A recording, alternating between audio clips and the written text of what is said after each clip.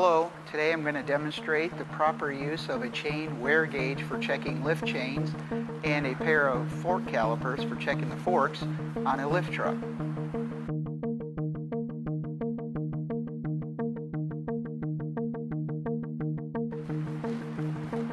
Alright, let's start with the forks first.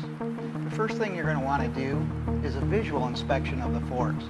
Look for signs of obvious wear on the forks, and also check the fork locking pins. We want to make sure the locking pins work properly and that the pin drops into the notches of the carriage and hold the fork in place. Once we've done that, then it's time to use the fork caliper gauge.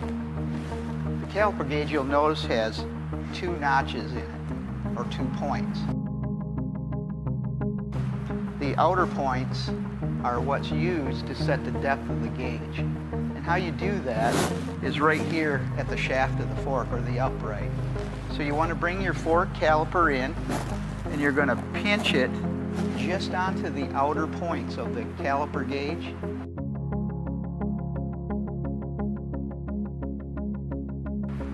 And that's going to set the depth of the gauge.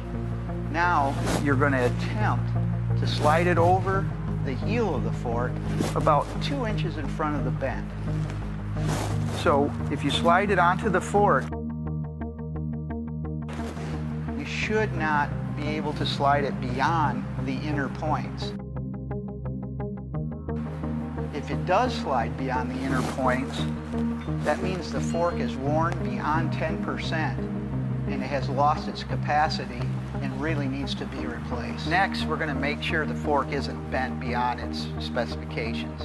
And we're going to do that with the fork caliper gauge also.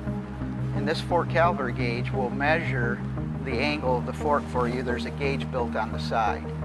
So all you do is you set your one leg on the fork face, and then you slide the other leg in so that the legs are touching the upright in the face at the same time.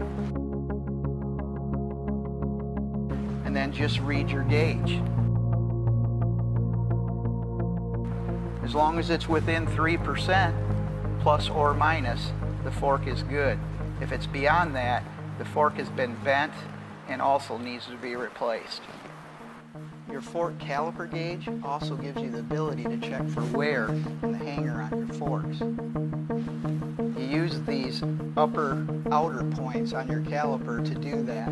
This one's printed 1 and 2 for class 1 and 2 forks. This one's printed 3 for class 3 forks. What you want to do is try to slide that up into the hanger. And if the hanger reaches the arm of the fork caliper, that means the opening's wore to the point where it needs to be replaced.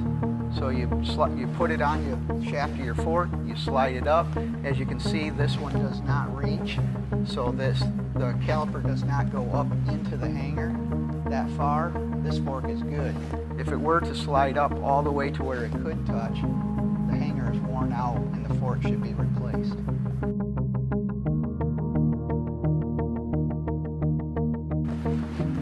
Next, I'm going to demonstrate for you the use of the chain wear gauge. The first thing you want to know is what chain is on your truck. So you can do that a couple different ways. One is to clean off the side of the chain, and it'll be stamped on the side of the chain what it is. For instance, this is BL6. The other is to measure the pitch of the chain, and the pitch is the distance between any 2 pins. So on your chain wear gauge, there is a scale, measuring scale, and then you just bring your chain wear gauge in to the center of one pin and read to the center of the next pin. This one measures 3/4 of an inch. If you look on your chain wear gauge, it'll tell you 3/4 of an inch is BL6 chain. Using the gauge to inspect for excessive stretch of the chain is pretty simple. Once you know what chain you have, BL6 or pitch 3/4, then you look on your chain wear gauge and it tells you which scale. There's 3 points. It tells you which pitch chain matches which scale. in this case 3/4 inch uses the A scale, which is the end point here and the inner point here. When you're checking the chain, you want to make sure there's weight on the chain so that all the play is taken up between the rollers. So you simply bring your A scale in and on top, and you put it in the center of one of the rollers, and then you come down at the bottom and you want to see if the chain roller has stretched down and lined up with the other scale.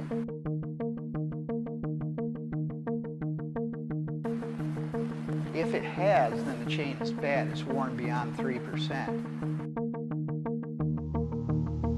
A helpful hint: if you suspect the chain being inspected is excessively worn, you may want to ensure you are inspecting the correct number of links.